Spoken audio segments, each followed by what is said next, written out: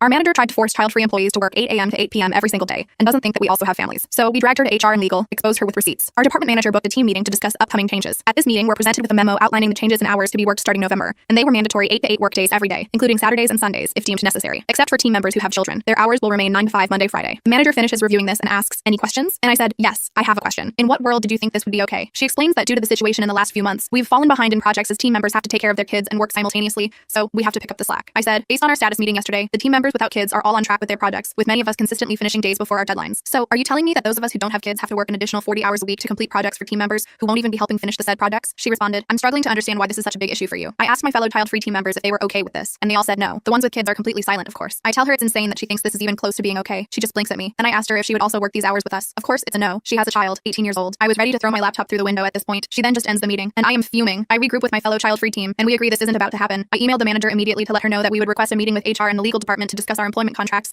and the hours we're being forced to work simply because we don't have kids. I know damn well that this is fucking insane and against all employment policies within the company. She called me and told me there was no need to go to HR legal and that we could resolve this internally. Beach. No, we can't. You dismissed me and didn't even listen to 12 other team members. You plan to work to death without any sort of additional compensation. She then says, "Well, you're salaried, so there's no need for additional compensation." If only I could choke her through the phone. In the most professional way I could muster, I collected myself and told her that we could discuss this with HR and legal, and that I would end the call. Update. The meeting took place this morning with the manager, head of HR, another HR manager, 2 labor law attorneys, the head of my department, and 13 child-free team members. I started the meeting by explaining why we've gathered here today, and the head of my department was dumbfounded. He had no idea what the manager tried to pull. So I presented the manager's memo and the company's overtime policy, which clearly states that mandatory overtime must be mandatory for all members of the department, hourly and salaried. All members must work an equal number of OT hours, and the head of the DEPT must approve it. If any of these conditions are unmet, management can't impose them and should ask for volunteers to work OT instead. My argument was simple. The manager didn't follow the policy and purposefully targeted the child-free members. Legal asked the head of my department if he approved the memo. The answer was an angry no. Legal asks the manager for her side of the story. Manager says, "Well, I didn't think the policy would apply in this case." Legal stepped in with, "Are you saying that you, the manager responsible for enforcing policies, honestly thought that those same policies don't apply to you?" Head of my department stepped in with, "You were blatantly wrong here. There's no need to try and justify it." Next were some of the child-free members who shared emails between them and her, showing your standard shitty manager behaviors and lack of accountability. She kept repeating, "That's not why we're here today." Then one of the other members asked to speak, and this guy showed up with receipts. He spent the entire night creating an analysis, pie charts and all, to illustrate how many projects were done by the 13 child-free as compared to the 19 parents, how much time was put in by us versus them, how much vacation sick time was approved for us versus them for the last year. His analysis showed that 13 of us did close to 60% of all the work, while 19 of them did 40-ish. This guy wiped the floor with the manager. Her response? "This company promotes work-life balance and wants families to have time to spend with each other. So, normally, employees with kids get time to do just that." I couldn't hold back. I said, "Yes, you're right that the company does that. What you're lacking here is the understanding that family includes other people, not just children. In case you were unaware, all of us have families too." HR interjected, "I believe we have enough information here." The team members were asked to leave the meeting to deliberate, and we were told they'll circle back with us later in the afternoon. Later comes around, we're invited to a meeting. It's all the same people this time, but there is no manager. The head of my department apologized that this had never happened, thanked us for doing the right thing and bringing it to their attention, and told us he would be taking over managerial duties for the time being. Legal added that the memo is null and void, and clarified that we will not be working those insane hours. In case you're wondering, the manager was offline for the rest of the day. We don't know what happened there, but who cares? We won.